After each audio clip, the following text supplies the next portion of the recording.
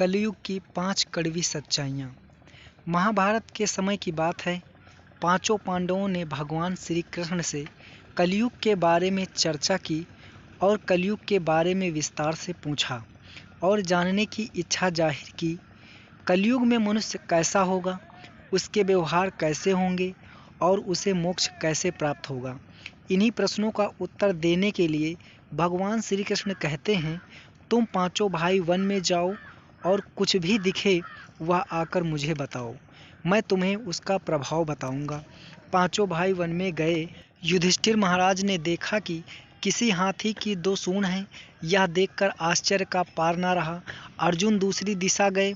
वहां उन्होंने देखा कि कोई पक्षी है, उसके पंखों पर वेदों की रचनाएं लिखी हुई हैं, पर वह पक्षी गुर्दे का मांस खा रहा है। यह भी आश्चर्य है। भीम ने तीसरा आश्चर्य देखा कि गाय ने बछड़े को जन्म दिया है और बछड़े को इतना चाट रही है कि बछड़ा लहूलुहान हो जाता है। सहदेव ने चौथा आश्चर्य देखा कि 6-7 कुएं हैं और आसपास के कुओं में पानी है, किंतु बीच का कुआं खाली है। बीच का कुआं गहरा है, फिर भी पानी नहीं है। पांचवें भाई नकुल ने भी एक अद्भुत आश्चर्य देखा कि एक पहाड़ के ऊपर से एक बड़ी शिला लुढ़कती लुढ़कती आती है और कितने भी वृक्षों से टकराई, पर उन वृक्षों के तने उसे रोक ना सके। कितनी ही अन्य शिलाओं के साथ टकराई, पर वह रुक न सकी। अंत में एक अत्यंत छोटे पौधे का स्पर्श होते ही वह स्थिर हो गई। पांचों भाइयों के आश्चर्यों का कोई पार नहीं। शाम को वे श्री कृष्ण के पास गए और अपने अलग अलग दृश्यों का वर्णन किया। युधिष्ठिर कहते हैं, मैंने 2 सूंड वाला हाथी देखा तो मेरे आश्चर्य का कोई पार न रहा। तभी श्री कृष्ण कहते हैं, कलयुग में ऐसे लोग का राज्य होगा जो दोनों ओर से शोषण करेंगे, बोलेंगे कुछ और करेंगे कुछ। ऐसे लोगों का राज्य होगा, इससे तुम पहले राज्य कर लो। अर्जुन ने आश्चर्य देखा कि पक्षी के पंखों पर वेद की ऋचाएं लिखी हुई हैं और पक्षी मुर्दे का मांस खा रहा है।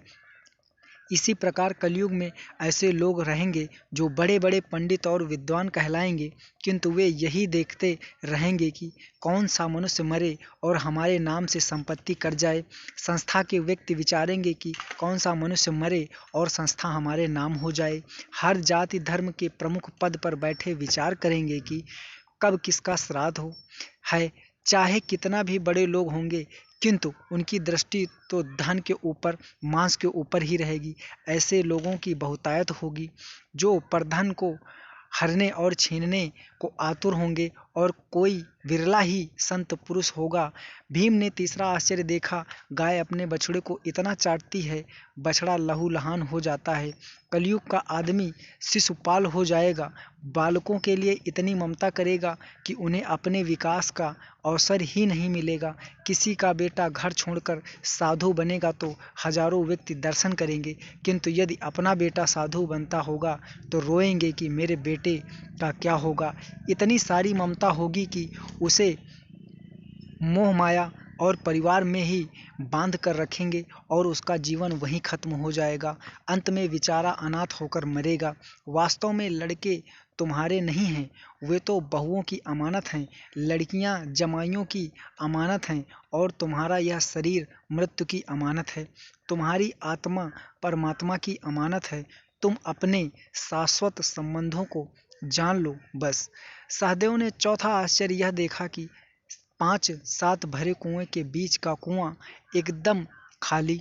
कलयुग में धनाढ्य लोग लड़के लड़की के विवाह में, मकान के उत्सव में, छोटे बड़े उत्सवों में तो लाखों रुपए खर्च कर देंगे, परंतु पड़ोस में ही यदि कोई भूखा प्यासा होगा तो यह नहीं देखेंगे कि उसका पेट भरा है या नहीं।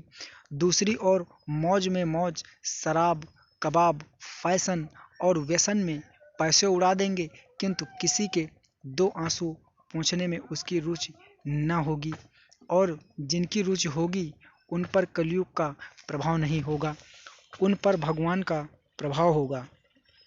पांचवा आश्चर्य यह था कि एक बड़ी चट्टान पहाड़ पर से लुढ़कती वृक्षों के तने और चट्टानों उसे रोक न पाए, किंतु एक छोटे से पौधे से टकराते ही वह चट्टान रुक गई।